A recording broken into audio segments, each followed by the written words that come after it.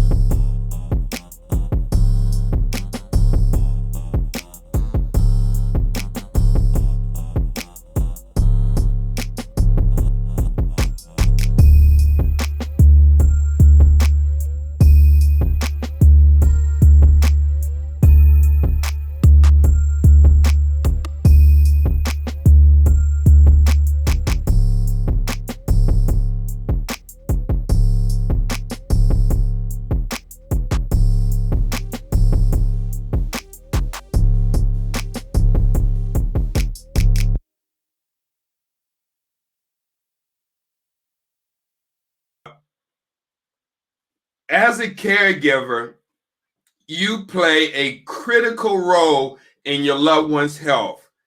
Don't let nobody tell you don't.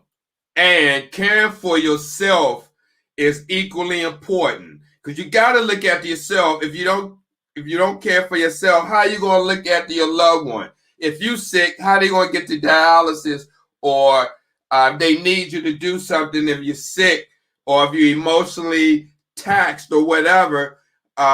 You may not be there. You may not be good for yourself or them. So here are 5 key areas to focus on with your loved one and yourself.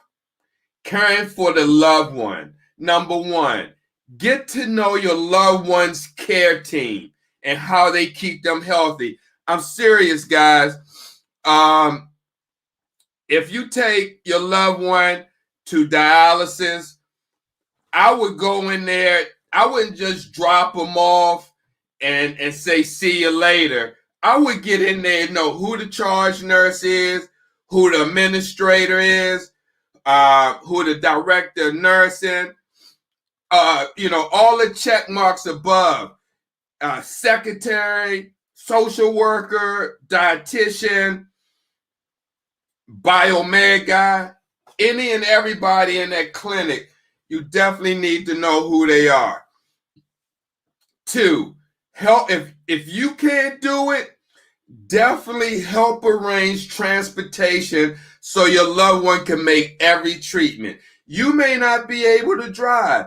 You may be able to drive, but if you don't, just make sure you help your loved one get that paperwork together, whether they're going Uber, what's that other one? Lyft, state transit bus, public transportation, a hack if you're in Baltimore, or a cab. Make sure you help them get that paperwork together so they can have a consistent pickup time to get to and from dialysis. 3, help organize your loved one's medication. Now, this may be very important because if your loved one or whoever is on dialysis, if they're not used to managing multiple medications, because let me tell you, when I worked as a charge nurse, and each month we used to do medication checks, and we asked the family member or the patient to bring in their medications, and they would come in with a bag full up to 20, 30 different meds. So if you got that many multiple medications, you may need a pill organizer, and you may need help from your caregiver to help you manage those pills. Now, you may be able to do it.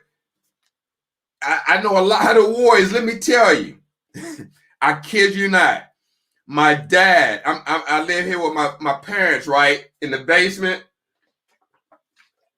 My dad is 90 years old. He still gets around, but he has his issues. But he manages his meds.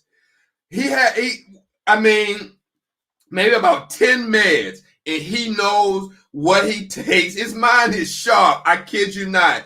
I'm amazed. I try to help him, but he just did it on himself, and I checked behind him, and he's doing it. So definitely make sure you help them if they become overwhelmed of with these meds. Please share this broadcast. We need more warriors. 4, partner with your loved one for kidney-friendly diet and fluid needs. Absolutely.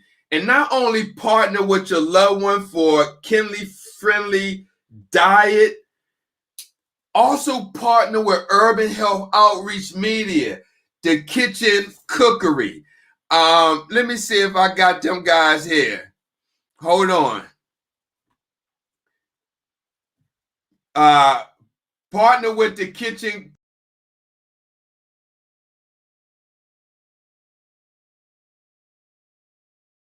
The Kidney Cookery. So we do that every other Friday at 8 p.m. This Friday, the 13th, we're going to have the Kidney Cookery on deck here. And I hope to have Chef Brian Boydley. And if he can't make it, because he's been getting called for transplants like I don't know what, this guy's been really blessed. Within the last month, he's been called for about 6 or 7 kidneys. Are you kidding me?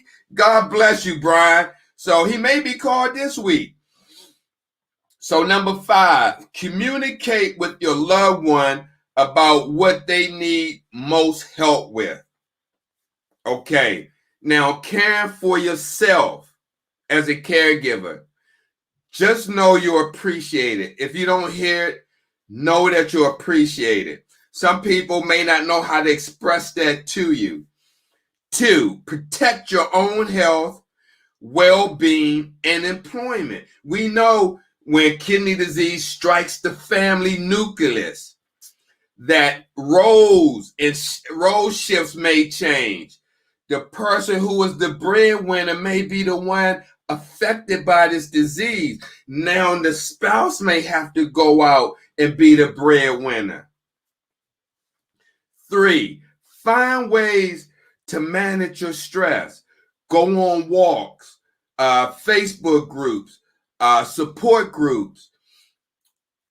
Go to the park, or do what you used to do, or what you enjoy, what you enjoy doing, especially when your loved one is at dialysis or they go to outpatient, and when they're home or when they're off dialysis, take some time for yourself.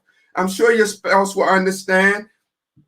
If you want to take them with you, fine. But sometimes we all need to get away and decompress, just by ourselves. And there's nothing against anyone else. I like to do it all the time. My friend would tell you, I like to decompress. They call me a hermit, whatever the case. But I just like to get into myself and do some deep spiritual thinking and meditation. And number 5, I'm sorry, 4, ask for and accept help. All right, there's nothing wrong with asking for help. We also do a show every Wednesday. We got one tomorrow, Mental Health and Me, where we continue the road to recovery from anxiety and depression with clinical social worker Sade Cutler and myself. That's tomorrow at 7 p.m. Wait a minute, what's today? Monday? I'm sorry, that's Wednesday. I'm getting my days mixed up. That's Wednesday, this Wednesday, 7 p.m. Number 5, take breaks and continue doing things that you love. And I mentioned that you got to continue to do the things that you love, even in spite of what role that you now play. Okay, changes to expect. That's very important. Let me clear this. I say I got a lot of comments. I'm going to definitely address them. And I thank you guys for commenting. God bless you. Here's some changes to expect. Physical changes. The patient's body, or the person with kidney disease, their body is going through many physical changes while adjusting to dialysis. You better bet. Patients may experience feeling tired and low energy, nausea and less appetite for certain foods, swelling and difficulty breathing, dry mouth, feeling cold and itchiness, and changes in sexual functioning and intimacy. And we're going to definitely do another relationship show. So be on the lookout for that as well. How can you help as a caregiver? Your loved one may feel better after regular treatment, so make sure they go to all of them. Help your loved one find and prepare kidney-friendly meals that may decrease symptoms. Support the right fluid and sodium intake recommended by the doctor. Remember, ice chips and hard candy can help dry mouth. Okay. Also, your care team can help you find ways the patient can feel more comfortable at dialysis. And the dietitian can help you with kidney-friendly meals. And we can also help you with kidney-friendly meals at the Kidney Cookery. Stay this Friday, November the 13th, 8 p.m. It's going to be Chef Borley in the house. And if he can't make it, it's going to be Chef Oliver Hale on deck. Let's talk about the emotional changes. Okay, your loved one may feel like they are losing control of their life. Patients may experience frustration with change in schedule and perceived lack of flexibility, control. depression, and irritability due to a feeling of hopelessness, potential financial stress, and feeling like a burden to family and caregiver. And let me just say this, warriors, if you listening or watching right now, don't feel like no burden. You didn't ask for this disease. It wasn't like you stood out and said, Lord, give me kidney disease. No, that's what family is for, or should be for. Your family, your nucleus family, should be there in these times of need for emotional and social support. Okay, how can you help as a caregiver? Learn about different treatment options that may make things easier, including home dialysis.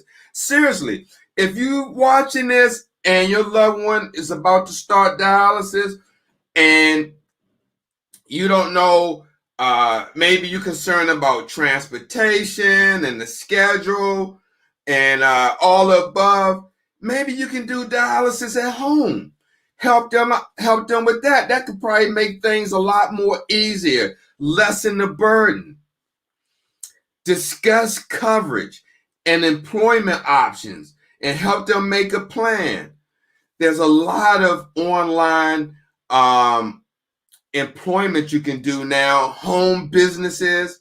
I mean, there's so much you can do now with the internet and everything that's happening. I would definitely try to take advantage of some type of opportunity to make money. If it's writing a book, selling t-shirts, or find your niche. Find your niche. Also, let your loved ones know that you are there to help and they aren't a burden. Remind them of this often. You got to, because as we talked about anxiety and depression, if no one talks about it, then you may have preconceived notions about something that may not even be true. So you definitely got to talk about it and remind the kidney warrior, your family member dealing with dialysis, often that they're not a burden and that this is why you marry them or why you're here for them. Here go some other changes. Memory and thinking changes. Now, how many warriors know about that or are familiar with that? Memory and thinking changes. Treatment removes toxins from the body, okay? As the patient adjusts to dialysis, there may be some challenges. And let me tell you those challenges. Some people call it brain fog. That's what I heard it referenced to, or dialysis fog.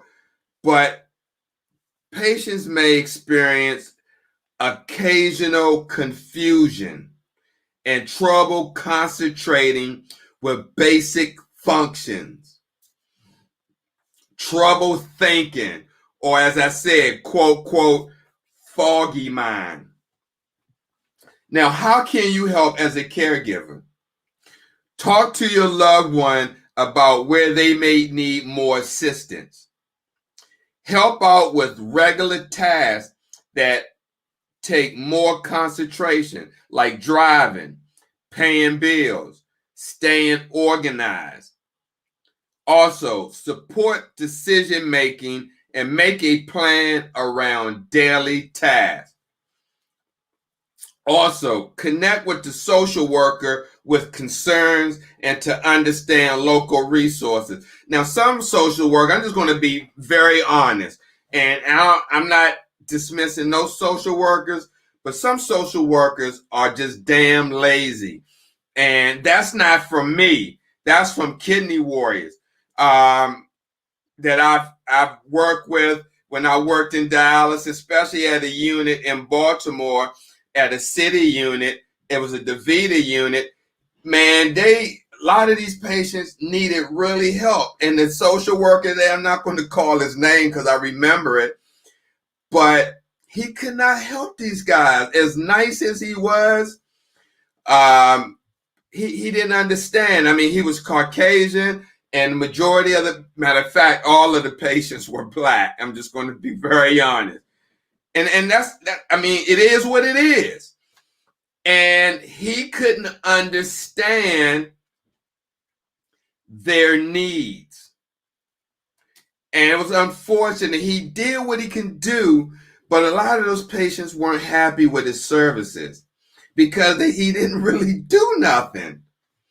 But anyway, let's talk about life on dialysis. I'm going to go about 15 more minutes, and I'm going to go through the comments, and then we're going to wrap it up, guys. I appreciate you, the people watching, listening, and share this with your family.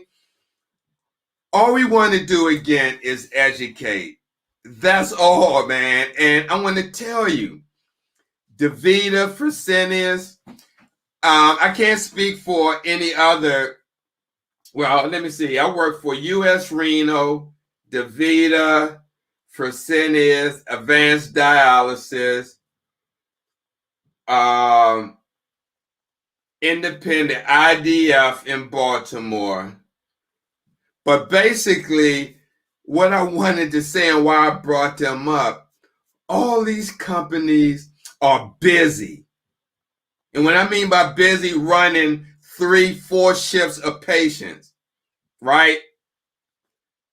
When they're going to have time to do this education? I mean, this is evidence-based. This is evidence-based information. When they're going to have time to do it? That's where we come in the picture. Okay? But we need the warriors here to get the education. Okay, let's do this before I move on. I could give you a time and you can treat it like you go to dialysis. You go to, people go to dialysis Monday, Wednesday, Friday, Tuesday, Thursday, Saturday, first shift, second shift, third shift. Well, why not come here on the days that we had the shows at that time and spend an hour on learning about what you're dealing with and to how to manage any symptoms that you may get on dialysis, or how to manage with these dressings. Who else is going to have the tools to come on and show you how to put a dressing on, right? Take it off, and how caregivers should have it on and put it on, right? And put the date on it. Who else is going to do that? That's what we do here. We just need you to be here. We got tons of information. I kid you not. I racked up on, before I left, before they fired me, I racked up. But anyway, let's talk about life on dialysis. What you need to know and what you can do. Now, there's a lot to think about while your loved one is adjusting to dialysis. The following are some of the most important topics you need to understand. And a lot of people don't understand these topics. That's why it's so critical. I mean, I can't tell you how critical this is, life on dialysis, the new normal, right? Because there's so many people that's being diagnosed. I just see it throughout the multiple groups I'm in. Stage 4, stage 5. You go on Dad Vice TV. He has up to 30 to 40 people watching live. People who haven't started dialysis. stage 3, stage 4, 5. I'm talking about 34 up to 40 people. Here, 7. And I appreciate this 7. However, the difference between that education and this education is that you're getting it from an educator. Again, I may look stupid going around and pointing out clinics and yelling and screaming and this and that. But I didn't rack up 2 master's degrees for nothing. And education and health education and promotion. What we do is critical. It's so critical that when you go to dialysis, especially outpatient, what to expect, what to look for, and how things should be. Because if you go there, things could be so effed up, excuse my language, things could be so effed up, you can think that's the normal. Things can be so bad, and you not know that you can think the bad is the normal of how things are supposed to be. And when you travel and go to another facility, they do something totally different. You like, wow, we don't do that at our clinic. I didn't know you're supposed to do that. So this is critical information. I don't care what anybody say. God bless their advice, because he gives some great information, have great guests on his show and all the other education shows that are out there. But this information right here from someone who worked in dialysis over 30-something years, been on the ins and out, I'm going to tell you every and anything you need to know that I know that keep you safe from these bloodthirsty corporations. They're already getting, enough from you when you see that insurance bill. So let's get some education, take control of that treatment, and get everything you can out of this education. So when you go back into outpatient, you could be armed and fortified with information, and you don't have to wait on a technician or the nurse to tell you something. You already know their job. That is my job, to make sure you know their job. And so I'm like the magic magician who uncovers other magicians' tricks. That's what I want to do for dialysis for you. Uncover the tricks and the smoke and all that in clinics, so you know when you go to treatment how things are supposed to be. There's no bull crap going on. Your blood flow rate is where it's supposed to be. You're getting your heparin. You're taking off the right amount of fluid. Your time is set correctly, and your machine is turned, and you can see everything. And there's no rushing with your treatment. So, treatment option. This is something important, especially if you haven't started dialysis yet.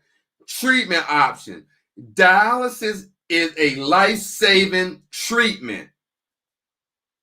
There are many different ways to do dialysis. There's not just hemo. So don't get caught up into that. The doctor or someone, you in a hospital or you're about to start, and they say, oh, you got to do outpatient hemo. No. That is not the only option. There are and may be an opportunities to switch. Why this is important? Patients may have the choice of a different treatment option. Different treatments provide different lifestyle and health benefits. I had on World Kidney News last night, Alicia Blakely, an educator, school teacher out of Helena, Arkansas, or the Delta, on the Mississippi Delta. She does peritoneal dialysis because it fits with her lifestyle. That's why she chose it. What you can do as a caregiver, meet with your loved one and their care team about other possible ways to treat dialysis. Kidney transplant and home dialysis could be options. It can. Listen, if you talk to the care team, they may try to discourage you from going home. So, especially if your loved one's not there. If you just started dialysis and you ask a technician or a nurse about home dialysis, and the first thing that come out of their mouth, if they say, I wouldn't try it, or that may not be a good fit, or I know people who didn't do well on home dialysis, you need to get them jokers out of your circle. Get them out of your circle. Seriously, because they don't have any they don't have any what's the word I want to use? They don't have any concerns for you of going home or for you to seek a different treatment option. You know, when a patient goes home, that takes money away from the facility. That removes revenue. So if you have a technician or a nurse that told you or tried to discourage you from doing home dialysis, I would just treat them as another like someone that works there. Make sure you watch everything they do. All right, I'm serious. I am damn serious. As a former dialysis nurse, you don't want technicians or nurse telling you I wouldn't try that, or try to discourage you from doing home dialysis or even doing a transplant. If you go to them and say, what you think about a transplant, they come and tell you, oh, I know several people that had it and it messed up, or they're back on dialysis. I don't know about that. F them. I'm sorry, but F them. Don't have these guys in your life if they talking that negative bull crap about you shouldn't try it. Only unless you're medically ineligible of doing a transplant or going home. And the only person who is able to determine that is your doctor. Not no nurse, not no technician. So another important topic you need to know about life on dialysis: avoiding the hospital. Very important. Very, very important. It's important to follow the patient's healthcare plan and treatment schedule to stay out of the hospital. All right. If a hospitalization occurs, there are steps to follow. A lot of people don't know about the steps to follow. Right? Why it's important. Hospital admission means serious health issues. Sometimes it does, sometimes it doesn't, including decreased appetite and strength. 2, it can cause hardship and stress for your loved one and the family too. What if you got a guy that works on dialysis, or a young lady, and they got kids and they're in a hospital? Now what? Where's the money, the income coming from? What if they don't have sick leave saved up or PTO? Now what? What you can do, if there is a hospitalization, coordinate with your loved one to ensure they bring their discharge instructions and medications when they're going back to outpatient. Make sure they take the discharge instructions and medications to the charge nurse. Also, help them fill new prescriptions after a hospital visit. Now, let me tell you something about new prescriptions. All right. If you go to the hospital, you may be seen by other healthcare practitioners, like the GI doctor, or maybe psych, or infectious diseases, or endocrinologist, whoever, ortho, cardiology.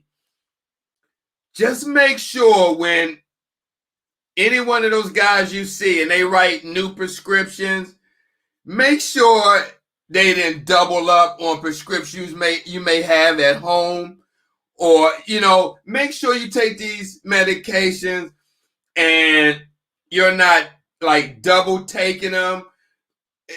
I'm telling you, I've seen a lot of medication errors happen from warriors getting different prescriptions from other providers, and it may interact with ones that they got, or you may already have a prescription for that one. But that needs to definitely be managed if you got multiple prescriptions from different providers under one roof. So just make sure you help warriors, caregivers with that, because that can be really overwhelming, having up to 10, 15, 20, almost 30 different medications. And it says, talk to the nurse on how to avoid hospitalization. If returning from the hospital, discuss the discharge instructions with them. Let me just say this. Definitely talk to the nurse on how to avoid hospitalization. But you can also come here, right? When you see this logo, wait a minute, guys. Let me just say something. When you see this logo, you can come here and we'll tell you how to avoid hospitalization with education sessions. All right. Let me see. All right. I'm going to go ahead and take it on home 15 more minutes. Making every treatment is very important for your loved one's health. They'll feel better too. Definitely. Why it's important? Missing treatments can cause shortness of breath, swelling, fatigue, and feeling ill. Patients who miss treatments have a higher risk of hospitalizations and death. Also, length of treatments are prescribed by the doctor to remove fluid and waste from your body. If you're just joining me, thank you. This show is Caregivers, What You Need to Know. I'm your host, Steve Belcher. What you can do: help your loved one understand the importance of every treatment and arrange transportation. Work with your loved one to ensure all treatments are attended for the full time. 3, work with your care team for rescheduling or different treatment options that may be more flexible. Again, talk to your social worker if there are transportation challenges. Talk to the nurse if you need rescheduled treatment. Again, they should be there for you, right? Some are, some aren't. But just know that they're there and they should be available for you. Let's talk about medications. Your loved one's medicines play a key role in helping them get rid of dangerous toxins and keep their body in good working order. Why it's important: missing medications and taking medications at the wrong time can cause more health problems. Taking the wrong medications, and I was talking about medications, about getting these multiple medicines from different physicians, can cause your loved one not to feel well or even be hospitalized. What you can do: help organize. I say that again and again. Help organize their medications with the pill organizer. check weekly to make sure your loved one isn't having difficulty with their medications. If there is trouble filling prescriptions, talk to the care team.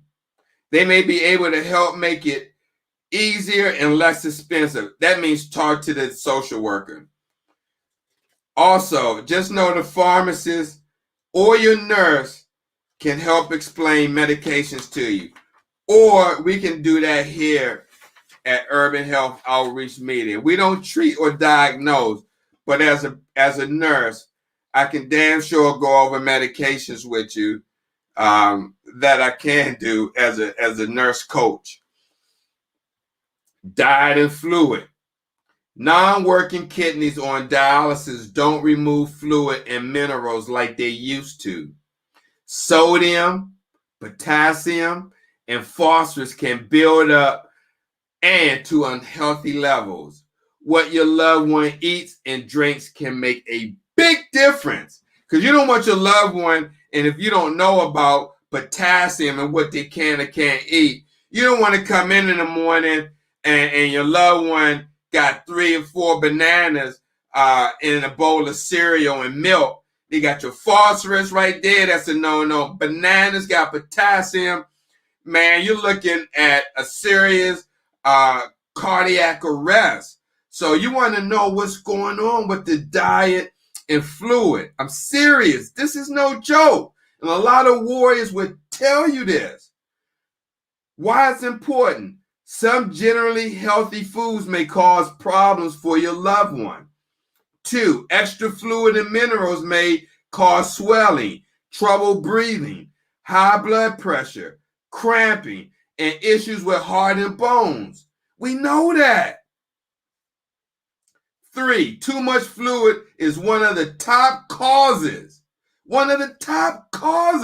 for hospital visits because of the difficulty breathing, or in medical terms, respiratory distress. I'm not stupid. Nah, let me stop.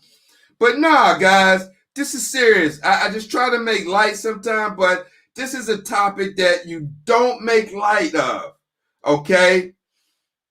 What you can do. Know the best food choices and help limit salty foods and fluid intake, especially processed food. You see me going into these dollar stores showing you these canned foods, chicken in the can, Vienna sausages, chicken in the can, beef in the can, chicken and dumplings, potted meat, all high in sodium. Fast foods and large drinks, all high in sodium and large in phosphorus as well. Help manage blood sugar to reduce thirst if your loved one has diabetes type 2. Even if you have to carry that damn glucometer around with you, guys, to make sure your blood sugar is in check, do it. Seriously. I know somebody who has something on their arm. They can check their blood sugar. They don't have to stick their finger. Find out what it is and get it, man. I'm telling you, and use it as long as you can. You don't want to walk around with diabetes 3, 4, up to 10, 15 years. You want to get that sucker under control soon as possible to avoid damage to your arteries, damage to your kidneys, damage to your eyes, amputations, wounds, or other kinds of long-term problems from the complications of diabetes. Blindness. Guys, please be mindful and do what you can to keep this stuff in check. Also, help track and measure weight before and after treatment. If you don't have a scale at home, I highly advise to go to Walmart, somewhere, dollar store, and get a scale. Invest in it. Stay on top of your treatment, please. If you're experiencing any of these symptoms. Talk to the nurse about symptoms that the patient is experiencing and how to alleviate the symptoms. Also, see a dietitian for low sodium and low fluid diet restriction. We also have shows on here where we have dietitians as well. We have access to Cassandra Floyd, renal dietitian, Masters Prepared, very knowledgeable. Also, let's talk about dialysis access. Another key critical topic to talk about when we're talking about dialysis. A permanent access is a critical part to continuing to do dialysis safely and effectively. Some patients may not be able to have access, may be subjected to a catheter. And that's where we come in and trying to keep the catheter from being infected. So, why it's important? An access that becomes infected or isn't working properly can cause treatment problems and a trip to the hospital. Catheters are connected near the heart.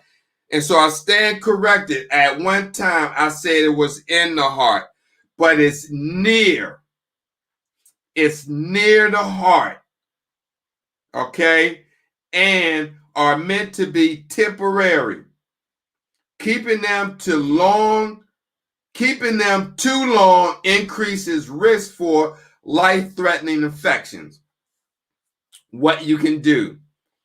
If the patient has a catheter, talk to your doctor about getting a permanent access, a fistula, graft, or PD catheter as soon as possible. 2, follow if you got a access in your arm, like a graft or a fistula, and I had multiple shows on this. Follow the look at your access, look, listen, and feel. Okay, again, look, listen, and feel your access to make sure the permanent access is working properly. And if you didn't see my show, go to Urban Health Outreach Media under videos and look for the access video. It's going to say something about keeping your access working properly or something like that.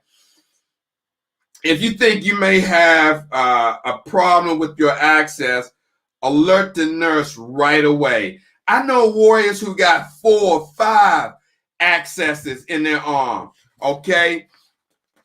And speaking of accesses, let me just say something right quick. If you're watching this, important. This right here,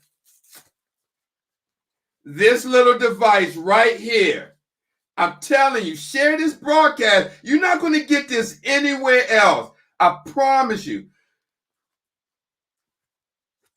This device right here is the one and only, the fist assist device, the arm vein wellness device. And what this does, right? This device was invented by Dr. Tay Singh. And let me put it on. It goes on your arm. Let me put it on. And I'll share with you what it does. But we have one more left. And Shay, if you're watching, I didn't forget about you. Because she's getting a new access. But if you're out there watching this show, or if you know somebody, if you're watching this show and you know someone, either yourself or someone else that has that is about to get a fistula in their arm, right? About to get a new one, or they got to get a revision, and they were told that they got to build their veins up. We got one more left, and we're going to auction it off or something. But what this device does, when you turn it on right here, I hope you can hear it pumping up, right? So what it's doing, it's inflating like a blood pressure cuff. And what it does, you see my veins? It enhances the vein and dilates the vein every so often, so you can walk around and do what you're doing, and every, I don't know, every 4 minutes, 3 minutes, it'll inflate. And you see how you can see my veins, right? And it does this, it relaxes after it does it. And I mean, it's comfortable. It's awesome. And it comes with, right? You know, when you got your access, your first access, your fistula, and they give you something to squeeze, well, it comes with instructions. It comes with the ball, and it comes with the device inside the packet. Oh, I didn't even see this. And it comes with the band, fist assist. Oh, here we go. So, shout out to Dr. Tej Singh, access surgeon, vascular surgeon out in California near Silicon Valley. I believe it's Silicon Valley. But yeah, we got one more, and we're just trying to figure out how to auction that off. Again, if you can't wait till we auction it off, you can go to Amazon, and it's $99. It's the best $99 you could invest in if you need to have arm vein wellness. And this is the advantages on the back. Vein wellness, vein enhancement, vein stimulation, vein strengthening, and vein augmentation. So, and man, shout out to Dr. Singh for sending us this. It's definitely worth it if you need to build up your veins. Again, arm vein wellness device. All right, so I'm gonna stretch it on home, the last page, which it's an important one, very, very important topic. Staying financially covered. We know how important that is. Let me cut this off.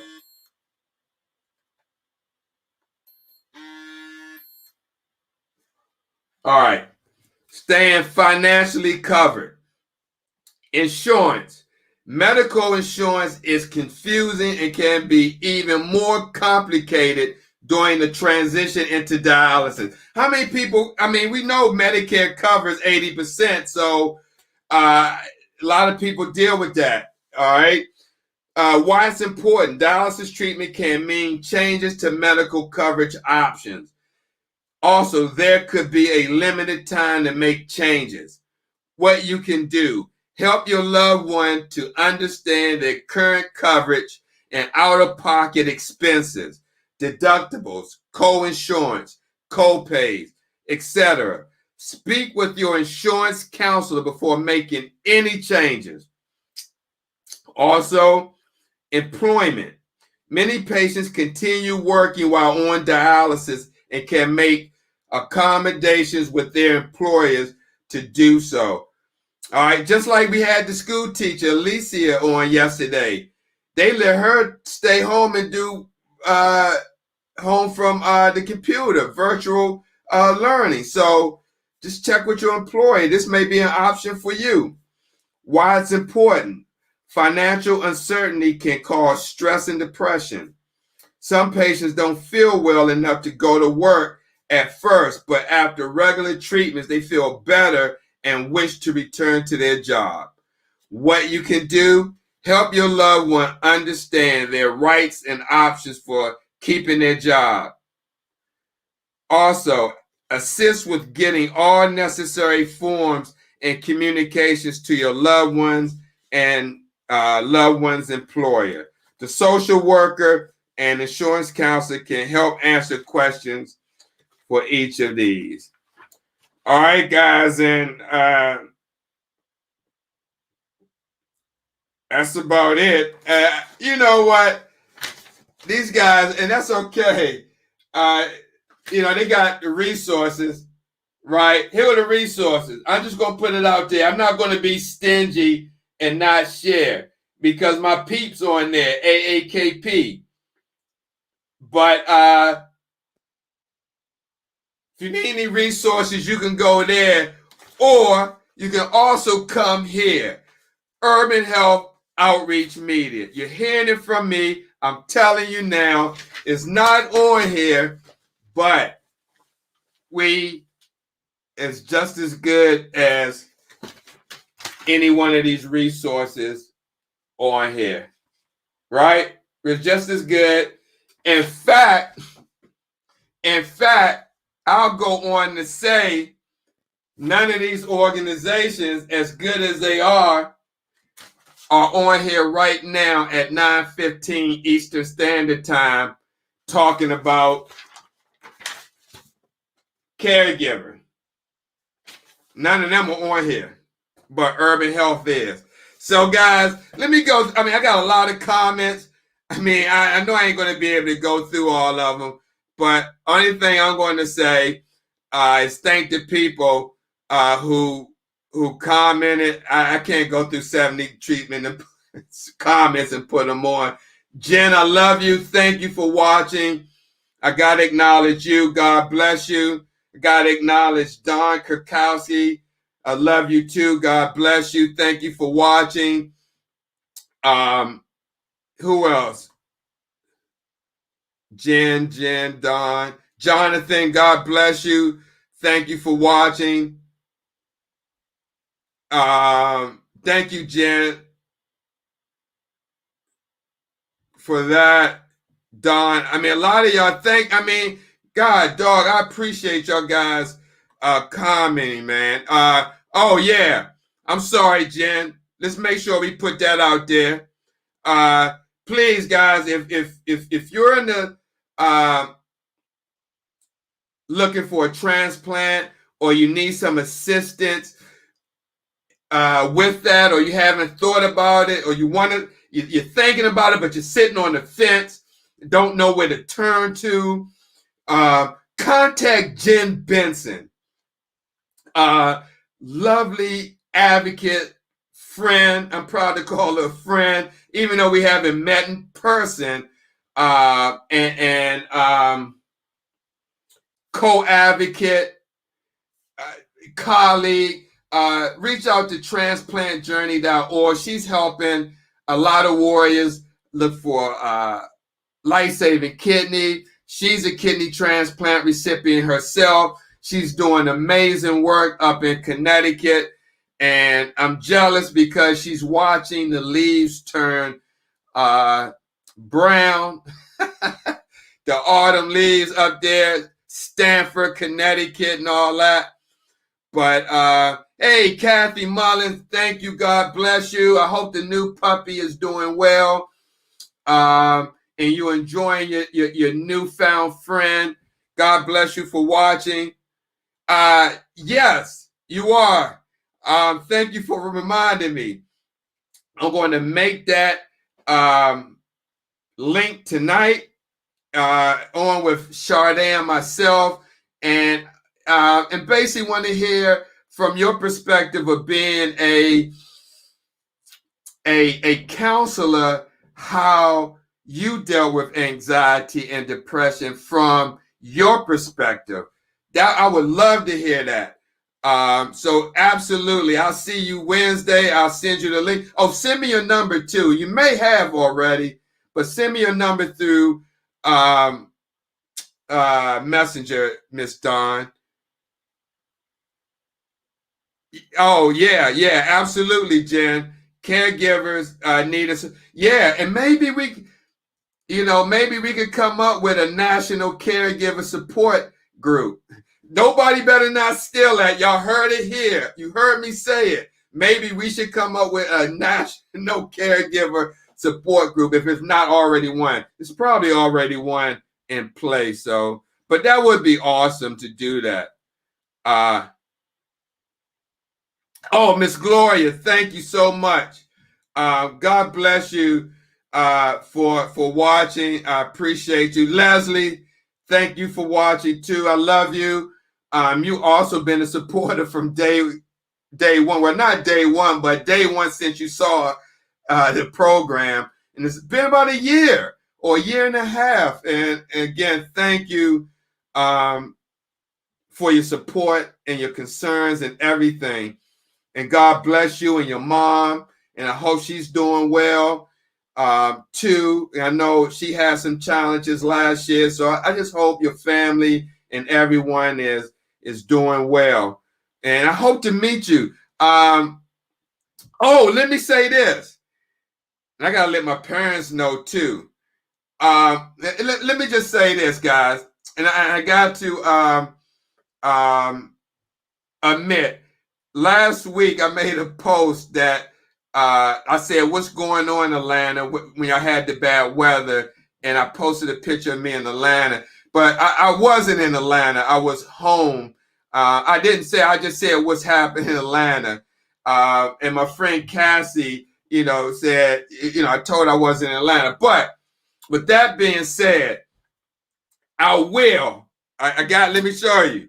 I will be in Atlanta next week, next Monday.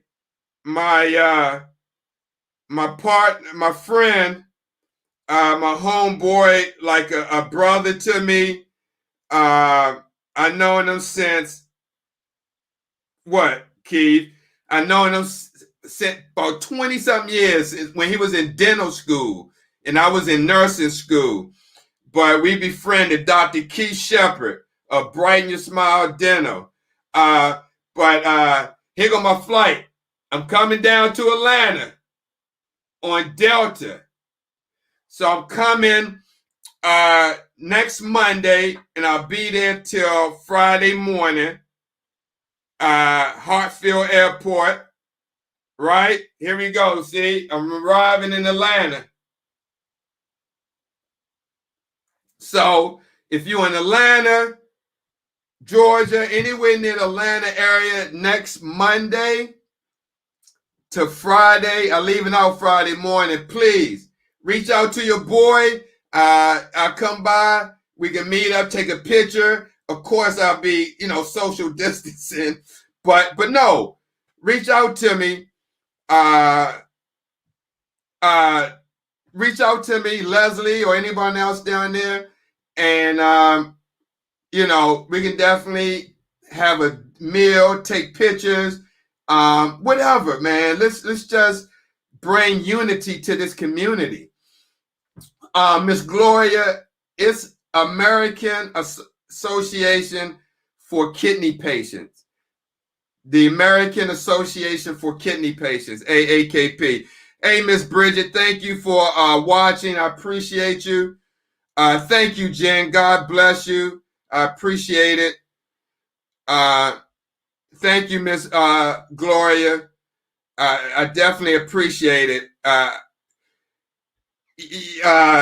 Thank you, Don. I got to talk to him, Jared. I don't know what happened. I got to talk to him. Oh, Lisa Baxter, thank you. Thank you, Lisa. I appreciate you watching. And that's really about it, everybody that watched. But thank you guys for commenting. A lot of comments. Can't do it without you guys. And also be on the watch out. Let me just say this and pass this message on.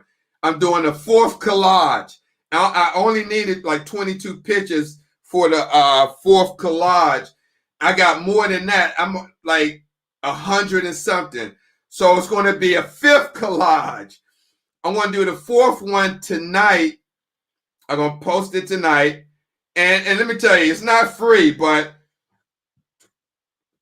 I don't care, man. Again, like I said, $14 is nothing to honor the thousands of patients who are going through kidney disease, either on dialysis or with a transplant. $14 is nothing to me, right? And so I am more than happy to do it. And what I'm afraid is going to happen, but it's the honest to God truth. I thought it was just going to be one collage of 100. And then people start sending more pictures. Then it got to 200.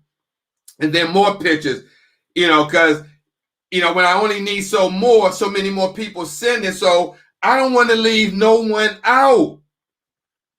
Right? And so what I know is going to happen, like I said, I'm about to do the fourth one tonight. And then I'm going to wait for more to fill up a fifth one. That's going to be 500 warriors. 500 strong. We got to bring, not saying this community is not together, but we just got to be more cohesive. Sharing the shows, getting the word out, supporting each other, networking. We can do that here and feel comfortable and not ashamed and know that someone understands. Because here at Urban Health Outreach Media, we do understand, and that's why we do multiple shows. So guys, with that being said, again, thank you, Don. Thank you, Jen. And Jen, we're gonna, I promise you, man, if you can ride down to Philly this week, I can meet you in Philly. I can meet you at, because I was going to ride up to Philly and surprise my partner, Tamika, maybe Thursday.